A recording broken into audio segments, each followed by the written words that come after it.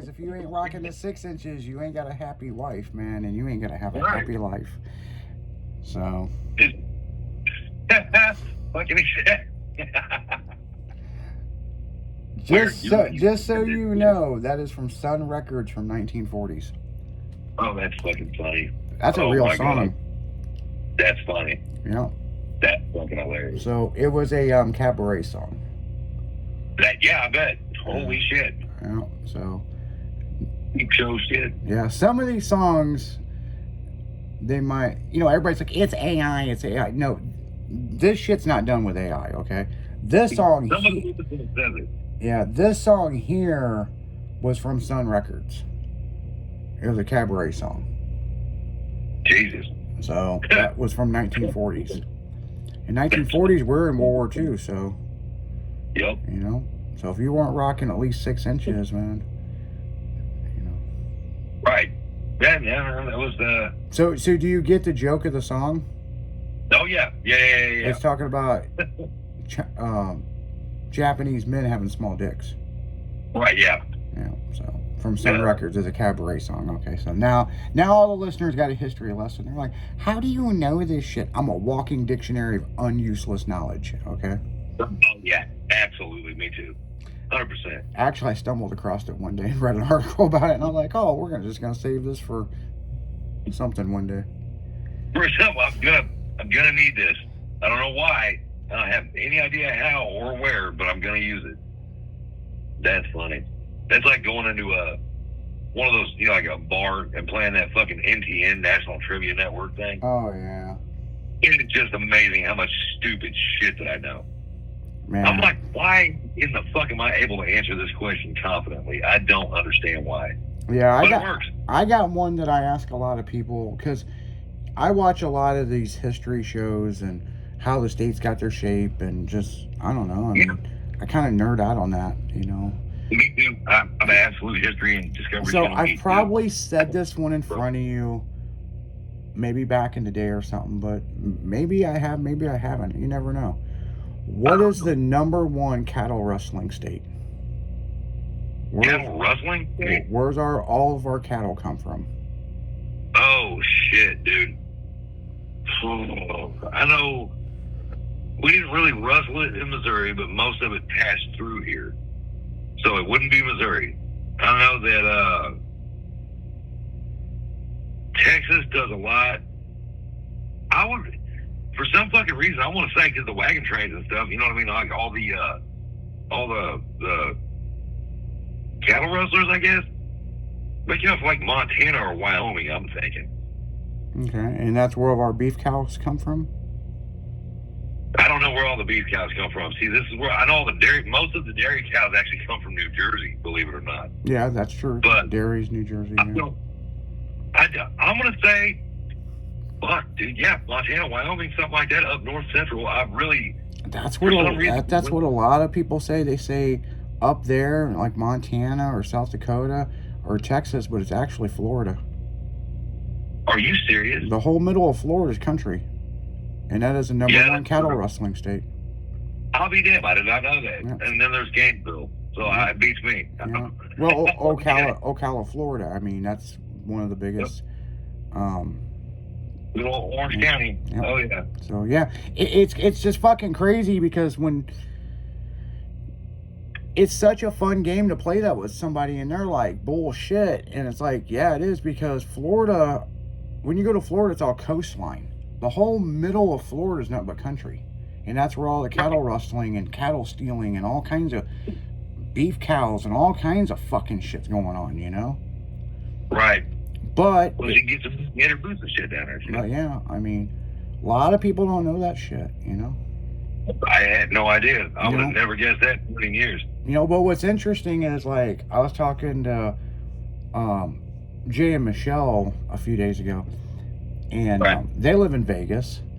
And I go, so do you know about the Vegas Underground? And he kind of like, yeah, I kind of know about it. And I'm like, well, what do you know about it? And he goes, well, that's where the aqueducts are. And I'm like, yeah, it's all flood stuff.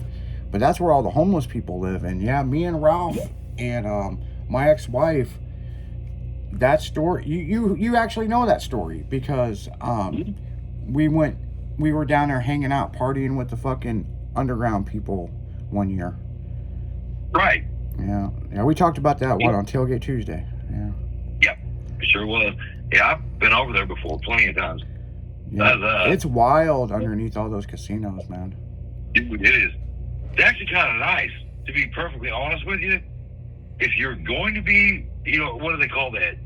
In a transitional living situation. Transitional.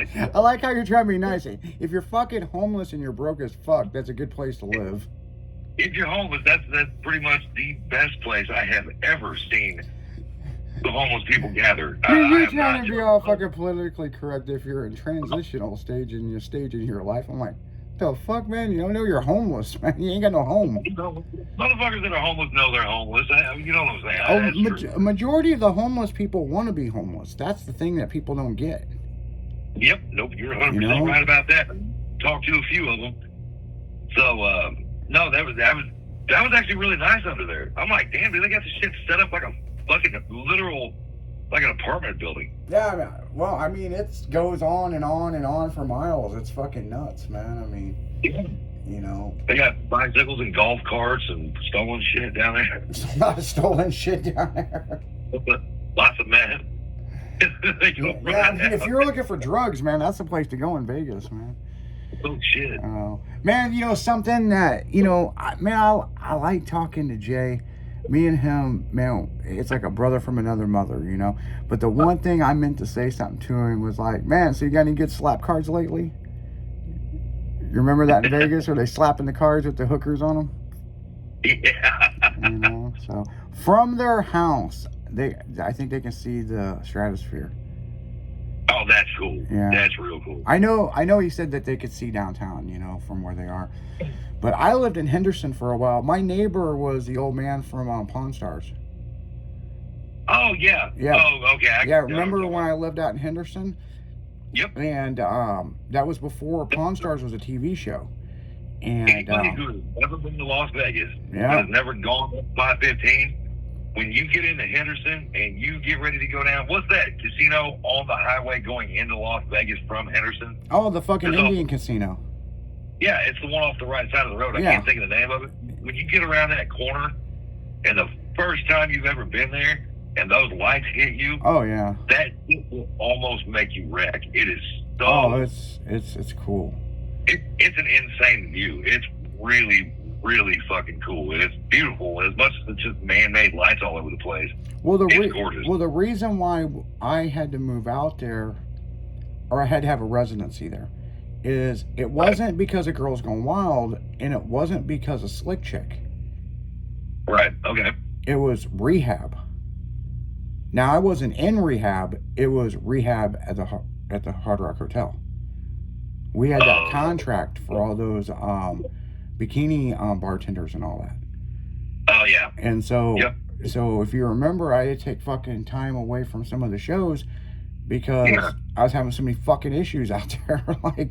I'm like, bitches trying to drown each other in a pool over tip money. I'm like, what? Yeah, this is awesome. So I had to fly out there, and we kept staying at hotels out there, and it was just getting fucking old, and we went to rent a house, and it was stupid the amount of money that they wanted. And just so happened, we had a friend of ours in the car industry. They were moving, and they were able to work a deal for the house for us. And we ended up getting a house from them. Because they wanted out from underneath their loan. And we just basically just took over their loan. And I think it was like $5,000 down or something. It was like nothing for us to, and hell, they left most of the furniture because their job was relocating them. So we had that house out there for I don't know, 3, almost 4 years. I wasn't there all the time, but I'd fly into Vegas, I'd go check on the properties and stuff. Plus we were doing all those big parties over at Tao, that nightclub. And, And it's just, You know, we did very well in Vegas, working with Vegas. And when. Vegas is my second, bro, and I don't gamble for shit. I absolutely fucking love it out there. Like, I'm not joking. It was just everything's. Even the fucking projects are clean. Yeah, I mean, it's a cool place to live. I mean, realistically, I mean, I can see why they moved there. Right. But I think her family's from there, is what he said. But okay. But you know, it's a cool place. There's a lot of opportunities in Vegas. But you know, one of the big things is it was a work thing, and that's why we were out there. And when that contract ended, you know, we really didn't have a need to be there. You know what I'm saying?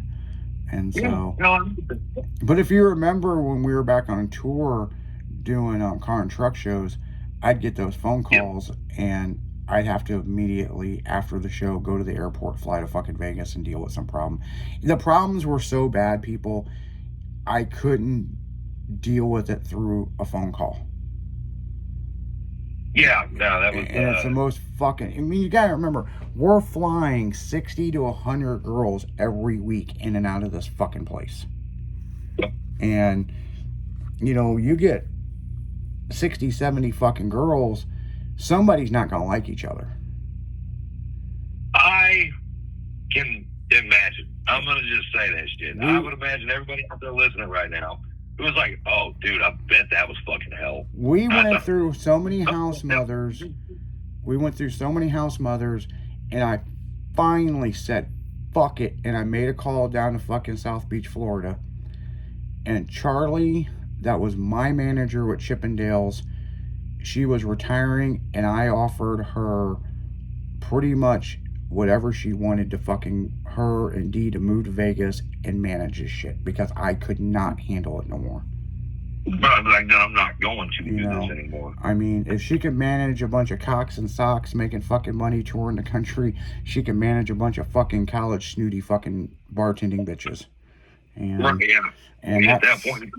Yeah, I just, you know, I mean, I don't regret it. I don't regret, man, those, the contracts, man, I mean, I can call fucking Steve Lenz right now and fucking get a contract in Vegas. Well, yeah, of course. You know, I mean, fucking, we got along great, and anything we proposed, man, we made money out there. But, you know, I don't know. I'm cool with where I'm at now, with the radio and the magazine, and you know, with the different stuff that we're doing, and you know, my life's pretty chill. You know, I got a couple fucking haters, got a few stalkers. Because you're doing it right. We're all doing it right. Got some good pussy whenever I fucking want it. It's good. Okay. It's good, man. Life is good. You know? Yeah. That's what I'm saying. It just, dude, 10 years ago, it was great whenever, you know what I mean, we weren't 50. Mm-hmm. You know what I mean? And just after a while, it's like, this is too much to deal with every day. I'm going to wind up choking one of you motherfuckers to death. So I'm going to step out. Well, the thing is, I mean, if you remember, I mean, my heart was in the car and truck shows. Yes. But then I have other businesses I have to deal with, and sometimes I'm the person who has to deal with it. And, I mean, well, fuck, remember when I started flying Ralph out, and Janice's husband, Rick, I'd fly him out to deal with shit. Yeah, Janisa flew out a few times acting as me, and she's like, remember when she kicked the fucking them fuckers out of the hotel room down there at Louisiana? She walked in. Yeah. Remember that? She walked in with the trash bag and said, "Are we getting breakfast?" And she goes, "Just a minute. Everybody put their shit in a trash bag. Now go outside. Now here's your bus tickets to go home." Yep, I do remember that shit. Yeah. Fired the whole fucking crew off the tour bus except the bus driver and what was it? The bus driver, one of the camera guys, and one model. Yeah. I fired the whole. Well, I fired them, but I had Janisa do it. Well, I don't remember. Okay, so the one model that made it. Now, correct me if I'm wrong, because I might be, and I don't know. I don't remember everything like it was yesterday, but I do remember that model was actually the one cool chick that used to do all the fucking spokesmodel stuff for Quantum Audio, wasn't it? No. Yes and no. Yes, that girl worked for us. But no, that's not the girl that you're thinking that was at that event. Okay. If she was at that event, no, hold on. Maybe she was and she was in a booth, okay? But she wasn't part of the after party and all that deal. Right, no. She was like at the after party, but she wasn't a slick chick model. Hold on, it's so fucked up. She was a slick chick model, but she wasn't there to do slick chick stuff. She was there signing autographs for some audio company. It was Quantum Audio. Quantum Audio, yeah. And then the two DB Drive models, those were my models. Them girls didn't get fired. It was the girls that come down. They were on tour with us. That's the thing. And we had like 6 more weeks of being on tour. And they flipped out and they unionized. And it wasn't the girls. It was the fucking management that was trying to bang the one fucking chick. And remember, come to find out, she was knocked up. And they lied to us. Yeah, I remember that. Yep. And she was pissed because I wouldn't let her do the bikini. No, we let her do the bikini contest, but at the after party with the oil wrestling, we either did oil wrestling or Jello. She wasn't allowed to be in the ring, and she was pissed off about it. And I'm like, "You're fucking pregnant." You know? Oh shit. That's the other thing that changed the course of Slick Chicks and Girls Gone Wild. Here's some inside shit you guys didn't know. When we would go out of town and we'd have the models with us, before they left, they had to pass a pregnancy test. No shit. Because if something happened to their baby, we were responsible. I don't give a shit if they're a month pregnant. I mean, my lawyers and the insurance company flip fucking shit on that deal down there. And she was the biggest one bitching. And the thing was, she just found out she was pregnant. She's like, "You're starving my baby, blah, blah, blah, blah, blah." And Ralph overheard that and he goes, "Dude, we need to talk." He goes, "Obviously, that's her first kid. She is fucking batshit crazy." And then she got everybody all upset. And then remember, they locked themselves in the hotel room and refused to come out. Dude, Ralph comes in, he's like, "Dude, can you come fucking help?" I'm like, "Absolutely not." Come on. I was like, "Dude, you're trying to get me shot. I'm not doing this shit." I was so fucking embarrassed. I was like... You didn't have shit to be embarrassed about, bro. We all knew it was happening. It was like a fucking powder keg of makeup, glitter, and daddy issues, dude. Yeah. Seriously. And a lot of daddy issues, man. But like I said, I remember me and Janisa and Ralph out on the back dock of this venue, and we were smoking cigarettes, and Ralph goes, "This shit's stressing me out enough. Fucking give me a..." Remember, he quit smoking. Yes. And because of me, he started smoking. He smokes cigarettes now. Right. And he's like, "Dude," he's like, "this shit's stressing me out, and it ain't even my fucking deal." And we had we smoked like half a pack of cigarettes, figuring out what we're gonna do with these idiots that locked themselves.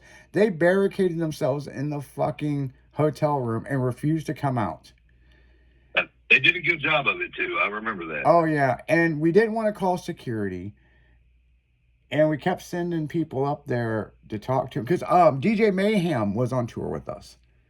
Oh shit! Okay, yeah. That's right, because we fired the entire crew, and DJ Mayhem and the one model is the only one that stayed. Yeah. Because we fired everybody. And what's funny is we called the office, and within 2 hours, people were at the airport. And within 3 hours later, people were landing. On the 4th hour is when she went upstairs and kicked them out. Yep. And handed everybody their Greyhound tickets, which we had an hour before that. remember they were leaving and the other crew was coming in. They're like, hey, what are you doing here? I'm your fucking replacement. Right, yeah. You guys all got sick. Wait, Yeah, what? Oh, yeah. yeah. There was goddamn almost a fist fight in the fucking lobby because people were flying in from different parts of the country so I could finish out my tour. Right. Yeah. Oh, yeah. No, there was fist fights. Yeah. No, absolutely. I don't know about being in the fucking lobby, but I do know at the damn opening at the front doors, Mm-hmm. about 5 or 6 hair pulling, you bitch, blah, blah, blah, blah. I was like, You oh, stole fuck, my here we go. job. Right. I remember hearing Right. that. You stole my job. And I'm like, you refused to fucking work. And we Right. flew other people in. Yeah, you barricaded yourself in a room. You know? And I'm just like, Yeah. that hotel manager was like, I'm going to give 10 more minutes of this shit and they're all going to jail. And I said, well, this person, and this person, don't send them to jail because I need them tomorrow night in fucking Texas at a show. God, dude. I just remember that was one of the few shows that I was actually glad was over. I've never really been like that, bro. I was like, oh, shit. We never had, there was always some kind of weird shit going on, but we never had these problems. Yeah, no, that was never And it drama like stemmed that. from Never. this manager screwing one of the models. Yep. And all of a sudden, she was pregnant. Yeah, all of a sudden, out of the blue, she must have drank some bad water. I don't know. No. They had a baby together. Oh, yeah, no, I know. No, they were on another tour. No, they went and did the Gathering of the Juggalos. That's when she got knocked up. Oh, shit. By who? By the manager. No, hold on. He wasn't a manager at the time. He was a camera guy. Right. So she either got impregnated at the Gathering or when we flew them up to Sturgis. Right. So it's within that time frame. And then 4 weeks later, 5 weeks later, 5 or 6 weeks later, is when we went back out on tour. We left St. Louis. We did Springfield, Missouri. We did Joplin. Yeah, we did Joplin. We went into Arkansas and did White Horse Saloon, which is owned by Electric Cowboy. And then Oklahoma, we did 6 events in Oklahoma, which were all Electric Cowboys. Then we went to Texas and did an event at Smokies, which is if you guys know anything about Texas and you'll know what Smokies is, it's huge country fucking saloon. And from there, we went to USAC Finals for the weekend. And that's when we did the Phoenix Underground and all that. You know, the Mile Underground. And that nightclub. And that show was wild because we did the USAC after party. And then from there, the mayor and the chief of police walked our entire crew and the bus and everything down to the Phoenix Underground. And they filmed all that for shit for Showtime. And so that was pretty cool. That was really bad. That was the only after party that I was outside smoking a cigarette, and here comes Jeff Rollins staggering out, dude. Yeah. One of the competitors. Dude, I've got to go back to the hotel. I'm like, are you okay, Jeff? No. I mean, yes. Yes, but no, I can't do this. I was like, what's the matter, brother? There's a lot going on in there. I was like, okay. Yeah, man. Our after parties are always fucking wild, man. I mean, oh, man. You know, it's crazy. You know, I mean, that's one thing I can't say, man. I was good at 3 things in life: flirting with hot girls, building cool cars, and throwing wild fucking parties, man. And we can throw some shit, man. I mean, and we know how to control the party too, you know. I mean, where if it looks like it's getting out of hand, we know how to bring the level down. You know what I'm saying? But speaking of bringing the level down, we got to get back into this music. You're listening to 96.1 Stylin', as we're dragging and throwing sparks right through the afternoon and saying, hey, we don't give a damn, we don't give a fuck. It's fucking hump day. Get over it. We'll be right back after this.